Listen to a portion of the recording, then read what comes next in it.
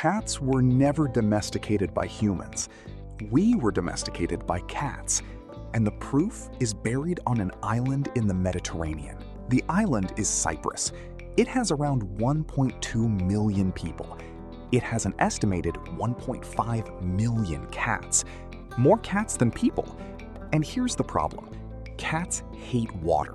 And Cyprus is an island. The nearest mainland is 70 kilometers away. So how did over 1 million cats end up on a chunk of land they can't swim to? Who brought them?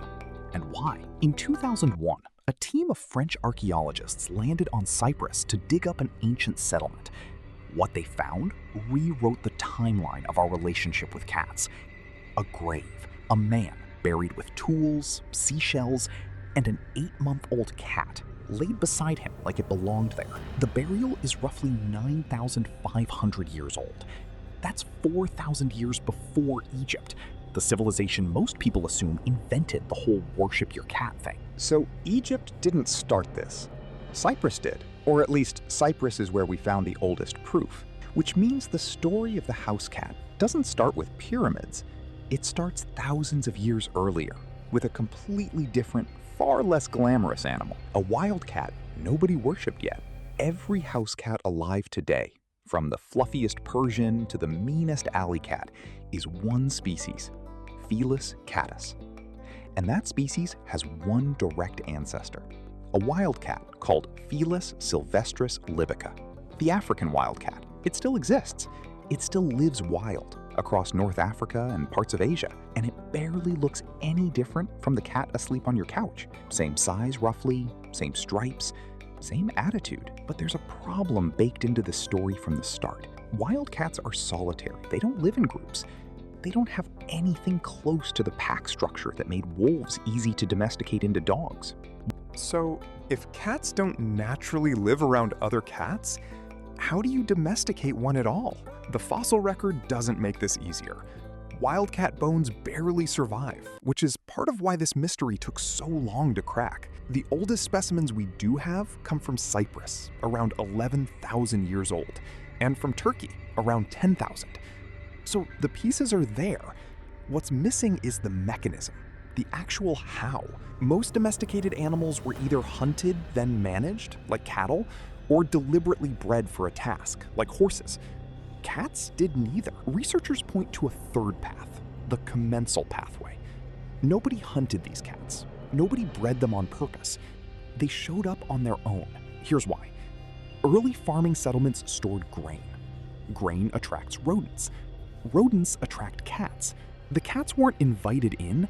They followed the food chain straight into human villages, and we have direct evidence of this. Cat remains found in northwestern China, roughly 5,600 years old, show traces of millet in their diet, the same grain the villagers were farming. That means these cats were living off the rodents feeding on stored grain.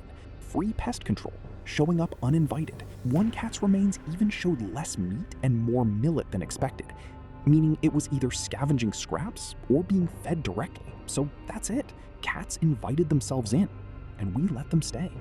But that's not actually where this story ends. Not even close. Genetic analysis of modern cats reveals something nobody expected. Domestication happened twice. Once in Southwest Asia, around 10,000 years ago, the event tied to that Cyprus grave. And again, independently in Egypt, around 3,500 years ago.